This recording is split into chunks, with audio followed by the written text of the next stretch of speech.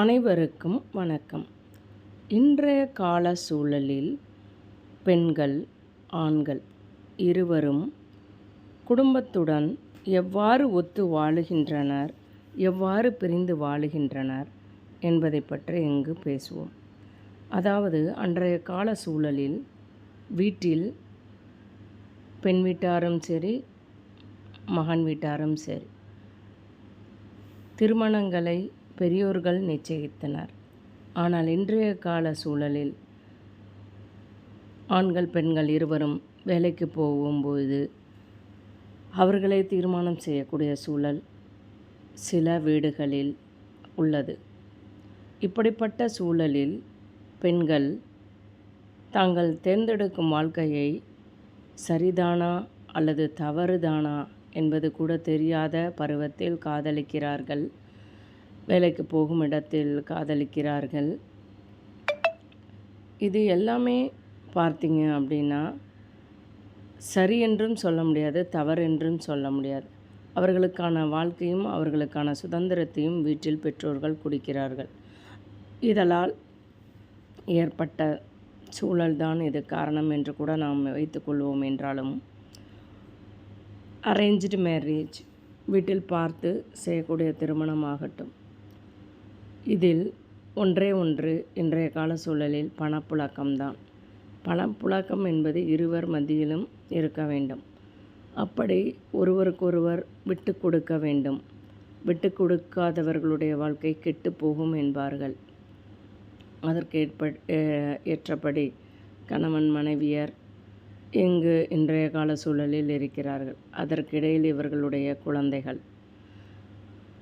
குழந்தைகளை பார்ப்போம் என்ற எண்ணம் கூட இல்லாமல் சில பெண்கள், சில ஆண்கள் என்ன செய்கிறார்கள் என்றால், ஆஃபீஸில் வேலை பார்க்கும் பெண்களை தொடர்பில் இருக்கிறார்கள். அதாவது அந்த பெண்கள் என்ன செய்கிறார்கள் என்றால், ஆண்களின் சோக ஸ்டோரிகளை கேட்கிறார்கள். இது ஆண்களுடைய தவறு என்று தான் நான் கூறுவேன்.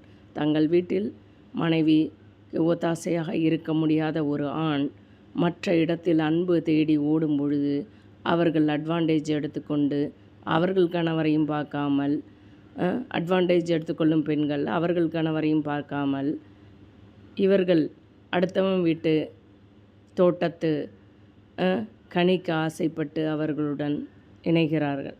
இப்படி இணையும் பொழுது பார்த்தீர்கள் என்றால் அங்குள்ள இருவர் வீட்டு குழந்தைகளுமே பார்த்தீர்கள் என்றால் நல்ல முறையில் வளர்க்கப்பட மாட்டார்கள். இடையில் டைவர்ஸ், அது இது, அல்லது வீட்டிற்கு தெரியாமலே ரொம்ப நாட்கள் வைத்துக்கொள்வது. இது தெரிந்த அந்த பெண்கள் மன வருத்தத்தில் இருக்கிறார்கள். இப்படி மன வருத்தத்தில் இருக்கும் பொழுது பார்த்தீர்கள் என்றால் அந்த குழந்தைகள் பள்ளியில் படிக்கும் பொழுது அவர்கள் அடையும் துன்பங்கள் ஏராளம். அவர்கள் அம்மா அப்பா இருவருடைய சண்டைகளையும் பார்த்து வீட்டில் ஒத்துமை இல்லாத தனம், விவாகரத்து பெற்ற குழந்தைகளுடைய வீட்டில் பார்த்தீர்கள் என்றால் அவர்கள் பள்ளியில் வந்து படும் வேதனை மிக மிக அதிகம். இது எல்லாமே புரிந்து கொள்ளாத அம்மா அப்பா இருவரும்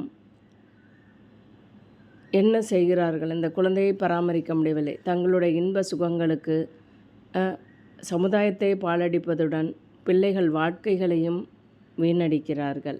அந்த பிள்ளைகள் படிப்பில் சில குழந்தைகள் கவனம் செலுத்தாமல் இருக்கின்றன. இதுவும் வீட்டுச் சூழலே காரணம் என்று சொல்லலாம். பின்பு இந்த குழந்தைகள் வளர்ந்து ஃப்யூச்சரில் நல்ல குழந்தைகளாகவும் வளரும் அல்லது தீய குழந்தைகளாகவும் மாறுவதற்கான வாய்ப்புகள் உள்ளன.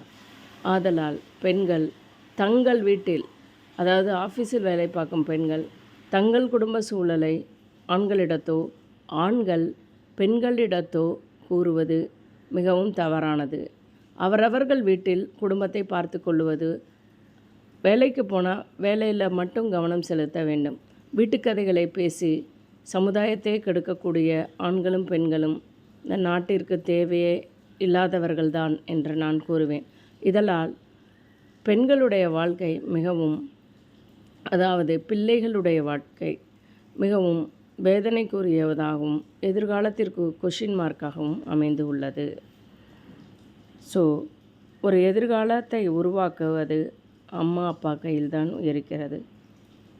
இதை புரிந்து கொண்ட பெற்றோர்கள் சரியான முறையில் குழந்தைகளை வளர்க்க வேண்டும் என்று நான் கேட்டுக்கொள்கிறேன். சரியான முறையில் வளர்க்கப்படாத குழந்தைகள் வீட்டில் உள்ள சூழலை மனதில் வைத்து கொண்டு படிப்பில் நாட்டமில்லாமல் இருக்கிறார்கள்.